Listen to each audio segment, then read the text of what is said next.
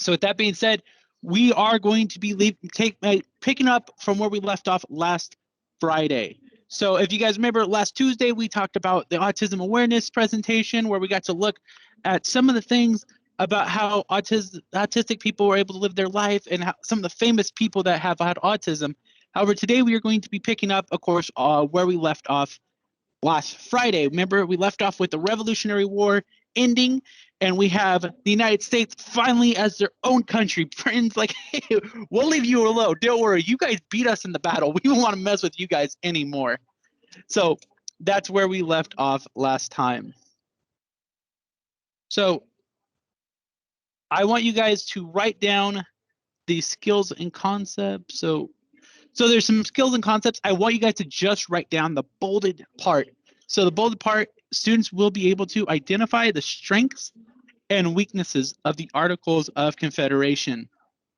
So we're going to talk about the Articles of Confederation, which was actually the first government that was created after the start of after the end of the Revolutionary War. And so after the Revolutionary War ends, we see all these states are like, yeah, we won the war. Well, what's now? And the what's now was they created the Articles of Confederation to be their first government. And so we're going to look at some of the good things about it and some of the not so good things, the bad things about it. We're also going to be looking at directly at the Declaration or the Articles of Confederation and being able to break it apart and look at certain parts about what it means, the central ideas of it. So 15 more seconds left. Just to remember, just write down the bolded section.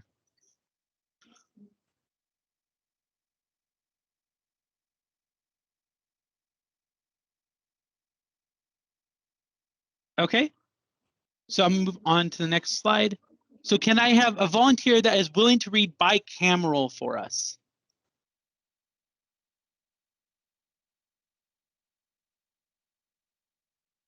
Okay, Alvin, go ahead. Bicameral. Having two separate lawmaking chambers divides the work of government even further. Thank you so much, Alvin. So yes, bicameral is having two different chambers. And so we see this actually in the United States. We have Congress, but Congress, even though it's one branch of government, it has two different chambers. It has the House of Representatives and the Senate. And so these two, they're able to divide the powers, not necessarily the work, but the power they have. And so if there was only one chamber, that chamber would be very powerful. However, if you get the power that one chamber has and split it into two, they're not going to be as powerful. And remember, power was very important to these people, to these early Americans at this time, because they just came out of the Revolutionary War where we saw a king have a lot of power. So they wanted to make sure that no one had too much power. So I'm going to give you guys about 20 more seconds to write down this word. And then we are going to look at a quick little VR of actually the U.S. Capitol building, this sketch in this thing. Yes, Audrey, do you have a question? Oh, yeah. If we were going to do it in OneNote, what would we name the section? If you're going to write in OneNote, I would say the best way to name it is actually name it on the date. So it'd be like October 15th, 2021. Thank you. That's a good question, Audra. So we are going to quickly look at the VR of the U.S. Capitol. So this is a course, a VR of the Capitol. You can go ahead and look around on the Nearpod. So this is where the Senate and the House of Representatives actually make laws. This is where they work. And so I'm going to give you guys about 30, 45 seconds to just look around, explore a little bit on this. So this is where, of course, we see the House of Representatives, the Senate. This is where they show up every day to make those laws. This is where those two chambers, those bicameral chambers, show up to make laws. So, of course, if you look up at the top, it's got the beautiful design, everything like that. If you look out into the distance behind where you started, you'll actually see this tall monument. And that is, the monument is a Washington Monument, actually. So if you look far out there. So this is a very, very huge and beautiful place. So go ahead, give another 10 seconds or so to look around, and then we will move on to the next slide. Where the monument is, I see a man on a horse. Yes, there's a lot of actual what do you say? There's a lot of old statues, especially from the Revolutionary War and stuff like that. They weren't necessarily there from, like, they weren't created during the Revolutionary War, but they kind of just resemble that. So Republic. Oh, go ahead. This is me, Sally. Sorry I'm late. My internet keeps on turning off. I don't know why. No problem, Stanley. Thank you for letting me know. So can I have someone willing to read Republic for us? Okay, Ani, go ahead.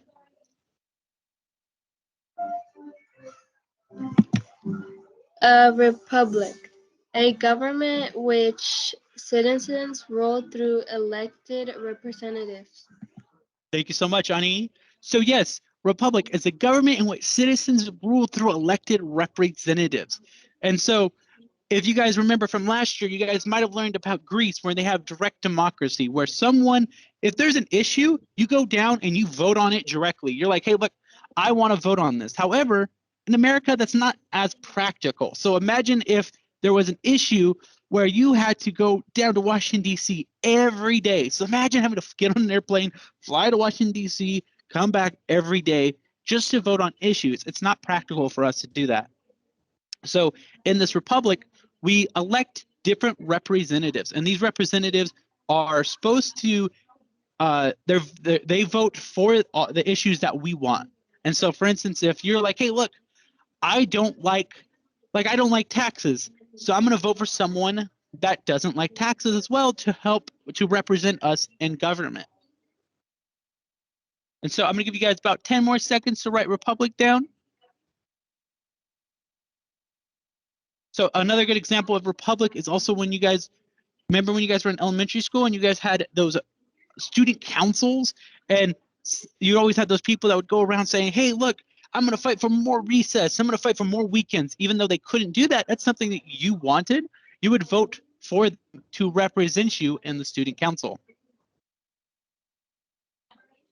So we're going to move on to the next slide.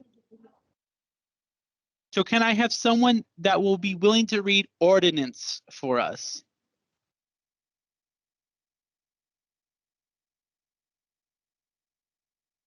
Okay, Megan had her hand up first. So Megan, go ahead.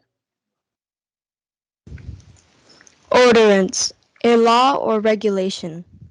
Thank you so much, Megan. So yes, ordinance is a law or regulation. So a good example of an ordinance is actually if you've ever been inside a park, or sometimes if you've ever been in a restaurant, they might still have them where it says no smoking by city ordinance. So that means you can't smoke in there. It's against the law.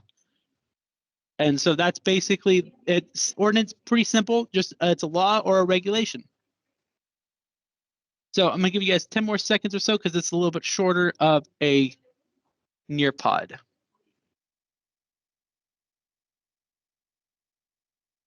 Okay, we're gonna move on to the next slide. So this is a collaboration board. I want you guys to write down on or answer this question on the collaboration board based on a 1 to 5 point system.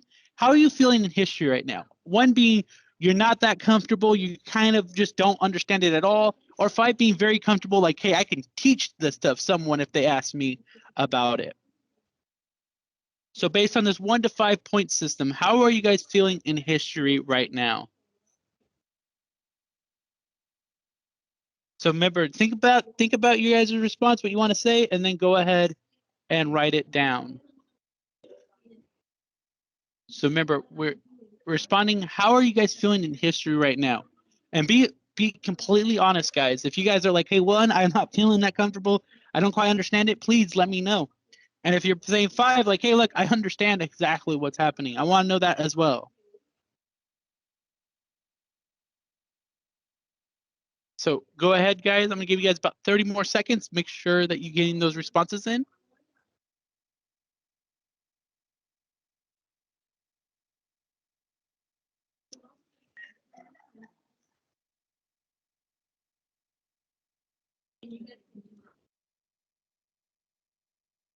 Okay, I don't know if it's quite working. I think this feature is actually down right now. So no problem, guys. So we'll just move on to the next slide. So the next slide, the making of a republic. So how would the states be able to work together and still maintain their independence? So the states, of course, they're like, hey, look, we just won the Revolutionary War. We're all together. Basically, they were like a team. They were like, hey, look, we're a team. We're in this together until the very end. They win the war, and then afterwards, they're like, see ya. I don't want to like I'll see you later. No problem. Like we're friends. We'll see each other in the future. And so these states had to say, hey, look, the United States had to find a way to say, hey, look, how do we get these states to keep working together? However, these states still wanted to maintain their independence. That was a big thing. They didn't want to say, hey, look, I don't want these New York ruling over Virginia. So they had to find a way to be able to get these two together, or they solve these two issues when they're making the Articles of the Articles of Confederation. So each state had made their own constitution. So each state at this point had said, hey, look, we have our own culture, we have our own rules. We are going to make sure that we make our own constitution. We don't want to be able to follow the constitution of another state. We just want to make our own. And so each state just made their own constitution. However, one thing that they almost all focused on was they focused on creating a strong legislature, which means they had those representatives that you send to vote for you were very strong. They had a lot of them, and they had a lot of power. However, their governors, which were just one person, there was just one governor per state, was extremely weak. And the reason why he was extremely weak is because the British king had a lot of power, and they were like, look, we just came from a place where one person had a lot of power, and it was really bad. So no, thank you. I'm not going to do that. So go ahead. I'm going to give you guys another 20 seconds to write this down, and then we're going to take a quick little poll to show you some of the things that the people had to go through when writing the Articles of Confederation.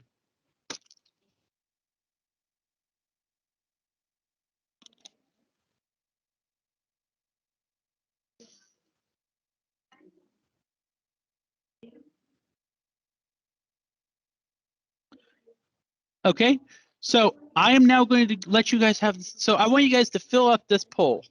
So if you guys had to go and get fast food, I know you guys just came back from lunch, but if you guys had to, what fast food place would you guys go to? So imagine you guys are with your family, your mom asks you, what fast food place are we going to go to? Either McDonald's, Domino's, or Panera. You guys choose one of those. So far, we got a few McDonald's. What is Chick-fil-A. Panera? Go ahead, Jesse, first. I said Chick-fil-A. Chick-fil-A. I'm actually, you guys might hate me for this one. I'm not that big of a fan of Chick-fil-A.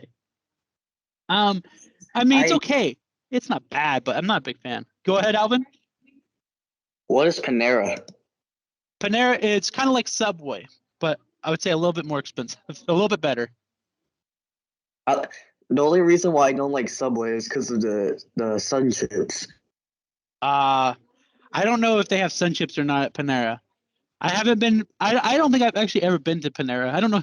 I think I just put Panera up there because it was the option I saw. I'm not sure. So I'm in Subway. Go ahead, Alvin. I'm at Subway. Yes, yeah. Subway, it's okay. It's one of those things that I'll eat it, but like it's not my favorite. So looking at these, you have McDonald's, Domino's, and Panera. It was kind of divided between all three. So you had 30% who voted for McDonald's, 30% who didn't answer, 25% for Domino's, and 15% for Panera.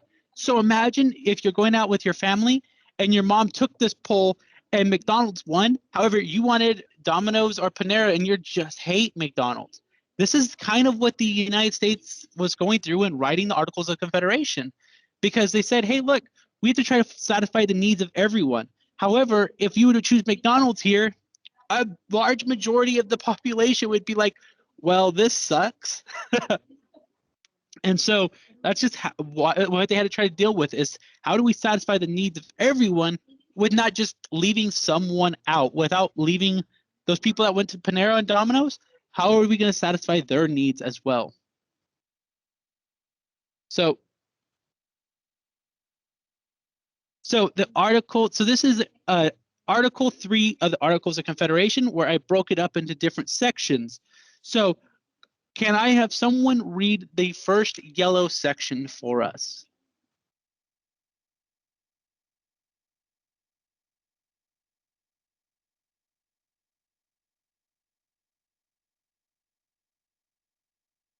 Okay, Audrey, go ahead. Okay. The said states hereby. Okay, Severally? hereby. No, why? Let's look up V to me. Okay, So, yeah, it's hereby. Yeah, go ahead. Hereby severally enter into a firm league of friendship with each other. Thank you, Audrey. I appreciate that. So I want you guys to focus on this one area. It says League of Friendship. So this was, the United States right now is a good example of it. They're like a marriage. Like, hey, look, they're together. Sure, we argue a lot, but yet we're still together. However, under the Articles of Confederation, we're more like a friendship. It was more like, hey, I got your back if something happens to you, but like, I'm not going to be there for you 24/7 type of thing. I'm going to just keep my distance a little bit, but I got you if you need something. And so that is how it was underneath the Articles of Confederation. Can someone read the baby blue section for us? Someone that has not read already.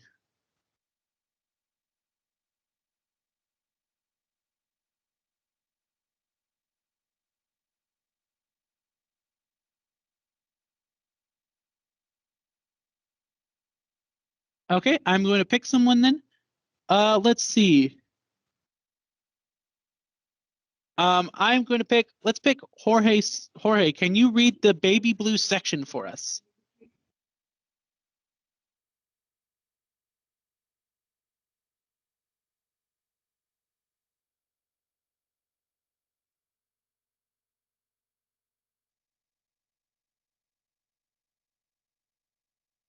Jorge, can you read the baby blue section for us?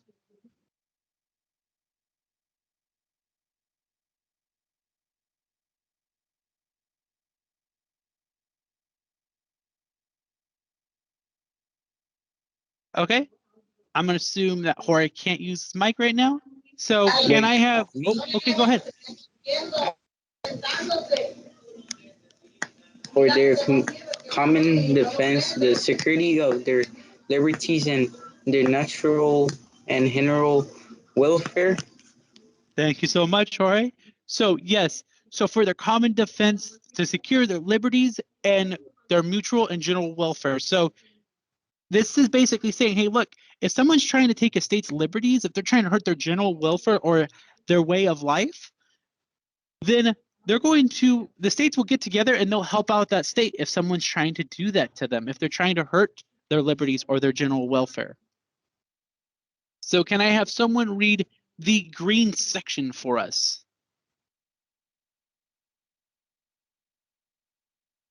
Someone that has not read already.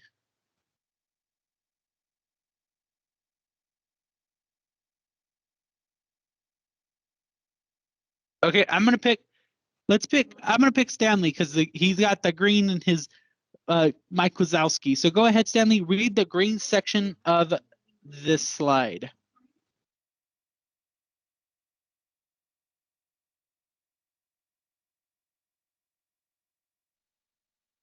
Stanley, can you read the green section for us on this slide?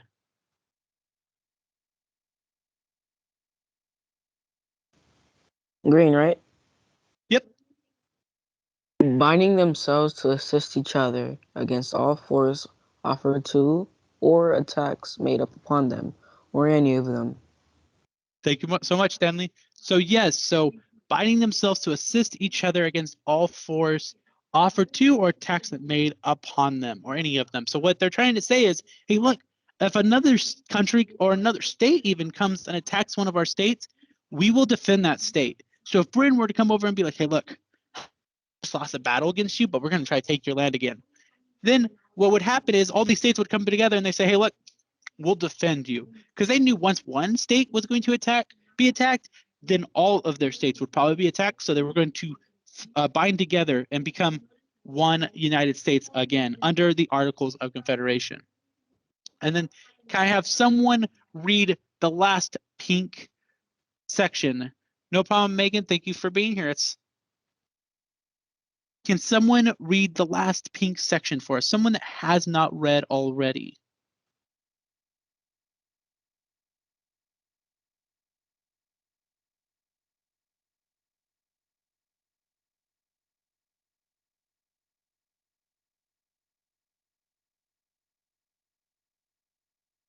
Okay, Raina, go ahead.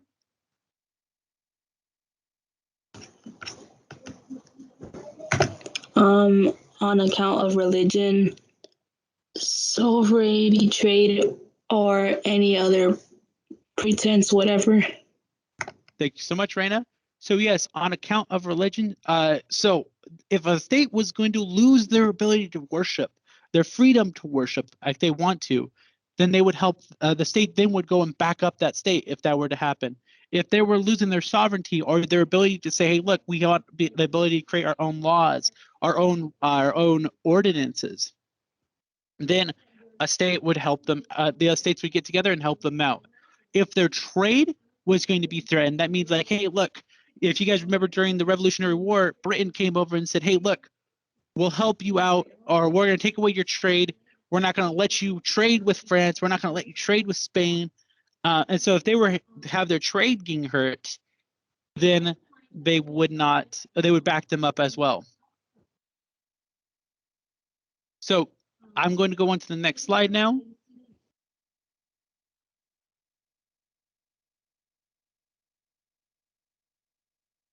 So the Articles of Confederation. So the Articles of Confederation was first started being written by the Second Continental Congress in 1777. So then the middle of the Revolutionary War is when the people are like, hey, look, we have to have something. We have to have some type of government after this war is over. So they started writing the Articles of Confederation. So the Articles of Confederation, it created one branch of government, which is Congress. Well, so they had all those representatives that represented lots of people throughout the states go to this Congress. They didn't have an executive branch, which means they didn't have a president. There was no vice president.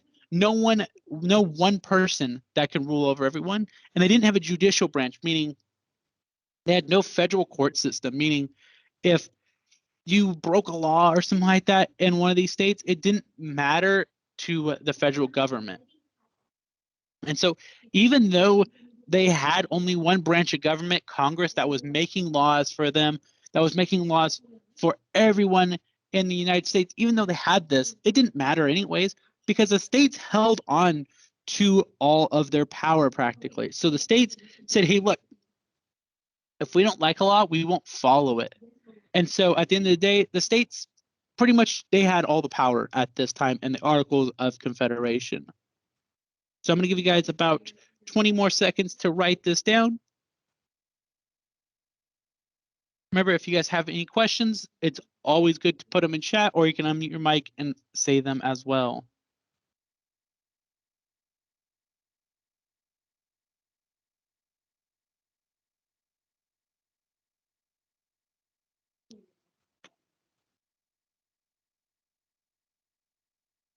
Okay, we're going to move on to the next slide. So go ahead, go over to the Microsoft Teams. And I am going to show you guys this quick little video about the Articles of Confederation. So that was, of course, a quick little video about the Articles of Confederation where it mentioned a few very important things about the weaknesses of the Articles of Confederation. So we're going to talk about some of those weaknesses now and the reason why the Articles of Confederation wasn't necessarily the best. So starting at the top of this bubble map, you're going to see the Articles of Confederation, they could not enforce laws. So when the federal government made a law, for instance, if they're making a law like you can't drive past 10 o'clock, the states could have said, we're not going to follow that. And there was no way for them to enforce it. The states could just say, we don't care about it. And basically the federal government had to go like, okay, well, we can't do anything about that. And then if you go to the right, it says they did not have the power to tax. So there's no power to tax. Like that video said, like, hey, look, if the federal government would go up to the states and say, hey, look, can I have some money? And the states would just be like, no, I'm good. I'm not going to give you any money. And that's what happened. And if you go down, each state had its own money. So each state was printing its own money. That means if you were in Pennsylvania, you would have $100 from Pennsylvania. You'd be like, I'm rich. I have $100. I'm going to go to New York. You go to New York and say, I have $100. And New York would have been like, why do we want $100 from Pennsylvania? We want $100 of New York money. And so you didn't have that ability to even spend your money from state to state. This interstate commerce is what it's called. And then if you go down to the next one, it says they could not draft an army. So that means even if they were to be attacked, if let's say Britain came back over and said, hey, look, let's go take our colonies back. Let's go take them back. They couldn't even draft an army to help them. Yes, Audra?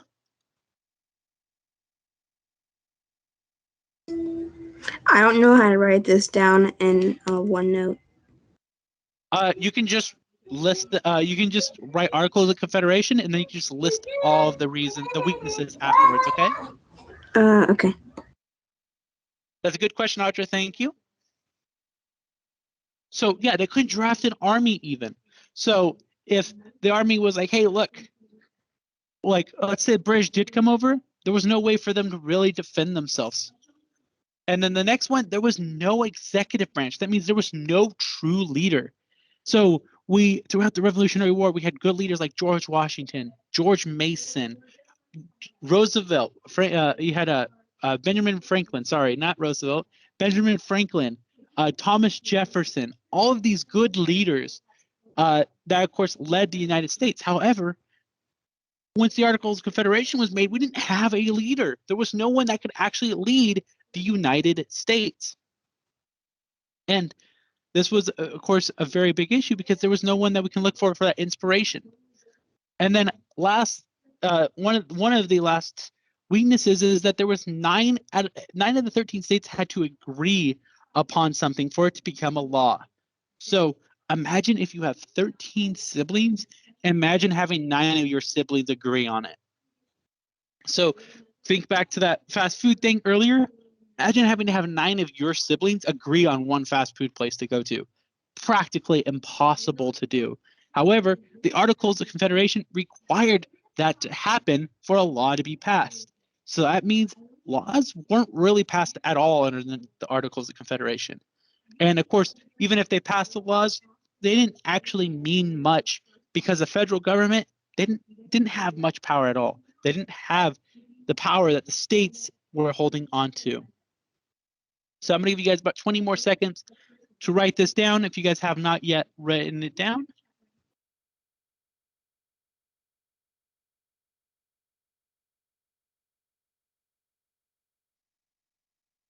Okay, so we're now going to respond to an open-ended question. So I want you guys to respond to this question. So I want you guys to make an argument against the Articles of Confederation using some of the weaknesses we learned in today's lesson. So I want you guys to answer in 2 complete sentences. So make sure you guys are making an argument against the Articles of Confederation. Why was the Articles of Confederation bad? So I'm going to give you guys 4 minutes to write that down, and then we will come back together. So make sure you guys think about it. Remember, think about it and then write it down and post it.